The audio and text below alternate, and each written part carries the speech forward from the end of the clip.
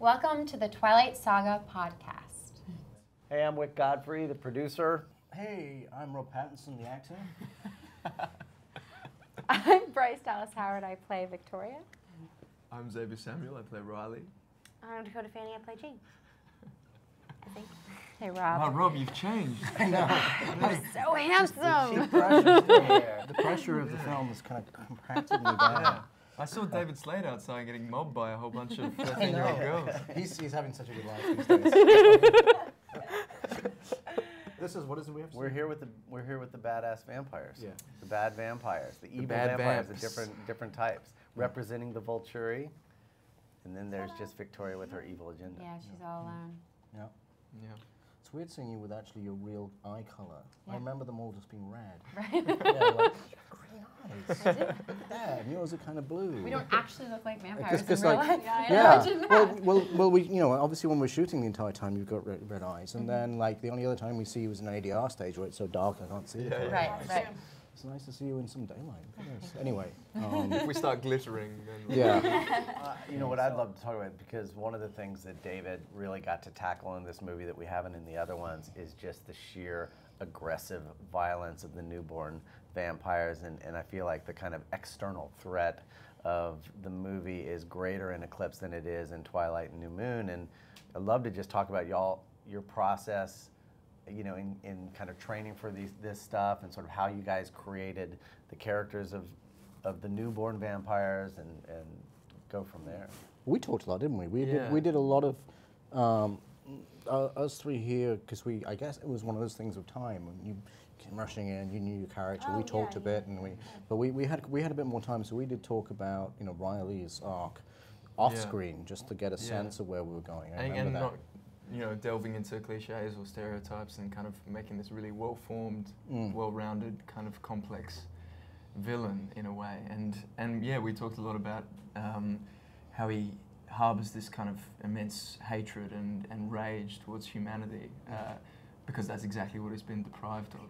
And it's kind of really juicy stuff to kind of to tackle. And I'm really glad we had those conversations, because it really informed the performance. And then, you know, working with this one over here was I mean, just you got kind to of practice wonderful. kissing a lot. That was very important. Yeah. None of what you guys did had anything to do with Dakota, because she's like, I'm going to use them as my tools, whether they're good or not. Evil Jane will use the newborn vampires. I know, we keep talking about, you know, the fight training and how powerful the vampires are, and how powerful a newborn vampire is, and then we're sitting here with Dakota, and literally all her character has to do is this. And it's just like, she destroys people. I get to walk up and just... We feel so Look at you. inferior. It was funny, because I was like, when you first started, because you were so quiet and so, and it took turning my headphones up to actually hear it, really hear what it was that you were doing, and then I was like, because my heart just went at the moment, and I was like, oh no, of course, it's so soft, so quiet, so dangerous and vicious, because it gives you a place to go to. And Yeah, it exactly. makes us that little smile that you do every now and again, so the more evil. But I can say, which is 100% you doing that. It just, I had almost a heart feeling It's so when I first started. captivating, isn't it? Yeah. To see this Are you saying that Dakota's really evil? You're saying it's 100% her? Yeah. 100% all her, yeah. I just love the Naturally levels. to you, Dakota. I like the levels of manipulation. You know, you're manipulating him, you're manipulating them, and it's just I'm all part of, like, manipulating this big some massive- newborn And you're, vampires. and you're manipulating all of And us. I'm manipulating. Faster, faster. Yeah. But like this. We all just laugh. Yeah. Talking of softness, I want to talk about the decision to make Victoria's voice soft, which was really lovely. I thought it was. I think it was your idea. I think Well, we talked about it. I know, yeah. but I think it was your idea to start with. I mean, we talked a lot about it because it was, for me, when I read the book, it was the thing that kind of jumped out to me the most, which was that surprise that Bella feels when she finally hears Victoria's voice. Yes. You know, she's been a threat throughout Twilight and throughout, obviously, New Moon, and then in Eclipse, she kind of poses this enormous threat. And then finally, when she hears her voice and she's in her presence, it's kind of startling to her because it's nothing of what she expected. Yeah.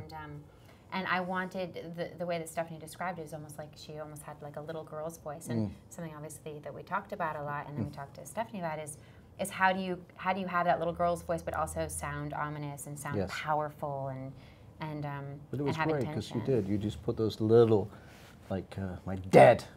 Oh my gosh! Yeah. Do you know what? You know Yeah. what I really like of watching is, Yeah. is all your kind of like fighting grunts, like. Oh yeah, they're great.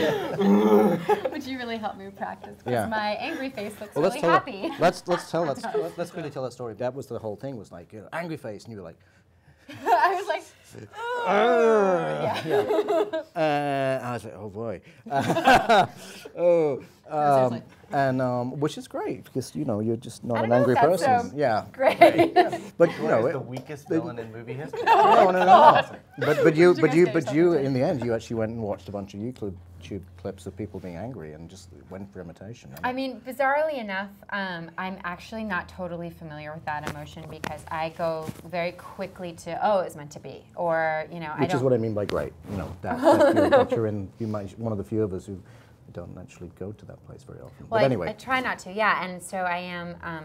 I mean, it was surprising to me actually because I was like, gosh, yeah, anger. Like everybody feels anger. Yeah. And then when I was actually getting down to it, I was like, what are the? And you were so great because you brought up what are the phases of anger and fury and rage and getting into that. And I was kind of thinking to my own life, and I'm like, yes, when have I been furious? And I literally could not recall a moment. And And David rattled off 8 from that day. From But I think that's one of the kind of amazing challenges of tackling this stuff, all this material, because it's all uncharted territory for a lot of us. Like, I've never assembled a newborn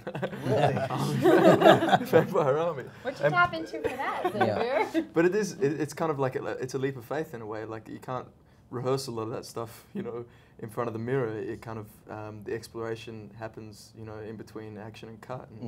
And to have you there kind of, Whispering. guiding and, yeah. and adjustments. Remember, I used those the word experiences. adjustments. Oh, Yes. yeah. Little adjustments. which is a great kind of term because it really, it's really just about those. little Yeah, tweaks, sometimes it would just be one word and Yeah. the weight of one word and Yeah. just being aware of that. But yeah, no, I thought, but obviously you felt it fantastically.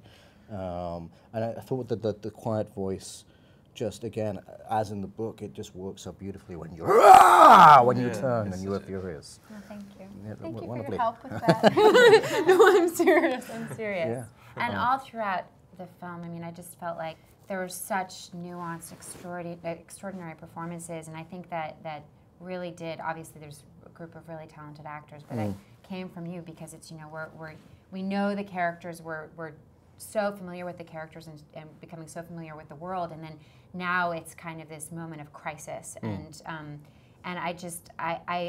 I love the ways in which you really challenged each one of us to just find every level and play, like create these spinning plates almost, and just like, okay, let's spin that plate, let's spin that plate, let's spin that, and then it's like tapping into it in the scene. And I just watching the film for the first time the other day, I just so felt that, and it just took us on this ride, and it was. And it was that's what I observed from like your other film, Hard Candy, is like the performances are so measured, and there's so many opportunities for an actor to kind of spend it all at once or kind of like, blow the top, and just to have you there kind of guiding that process was kind of invaluable. And when you see the film, it's the kind of the proof's in the pudding.